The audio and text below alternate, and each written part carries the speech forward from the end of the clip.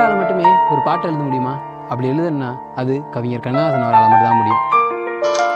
நினைக்க தெரிந்த மனமே உனக்கு மறக்க தெரியாதா? பழக தெரிந்த உயிரே உனக்கு விலக தெரியாதா? பி சுசிராமா பாட எம்எஸ்சி அவரோட இசையில் ஆனந்த ஜோதி அப்படிங்கிற படத்தில் வர இந்த பாடல் தான் பல கேள்விகள் அடக்கியது.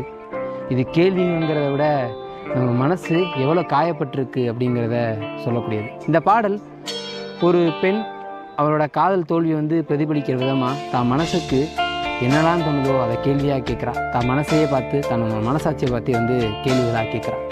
எடுக்க தெரிந்த கரமே உனக்கு கொடுக்க தெரியாதா? இனிக்க தெரிந்த கனியே உனக்கு கசக்க தெரியாதா? படிக்க தெரிந்த இதழே உனக்கு முடிக்க தெரியாதா? படர தெரிந்த பனியே உனக்கு மறைய தெரியாதா? பனியே மறைய தெரியாதா? நினைக்க தெரிந்த மனமே உனக்கு மறக்க தெரியாதா? பழக தெரிந்த உயிரே உனக்கு விலக தெரியாதா? உயிரே விலக தெரியாதா? விலக தெரியாதா?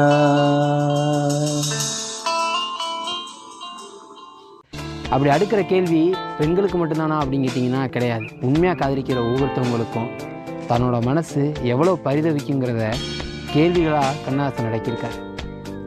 காதலுங்கிறது அது இழக்கும்போது அது கொடுக்குற வலி, அந்த வேதனை எல்லாத்தையும் கேள்வியாக அடுக்கி நம்மளை மதிமயங்க வைக்கிறார். இந்த பாட்டு கேட்கும்போதே ஒரு மன ஆறுதலை கொடுக்கக்கூடிய ஒன்றா இருக்கும். எனக்கு ரொம்ப பிடிச்ச பாட்டாக இருந்துச்சு. அதான் உங்கள்கிட்டையும் பகிர்ந்துக்கலாம் அப்படின்னு ஆசைப்பட்டேன்.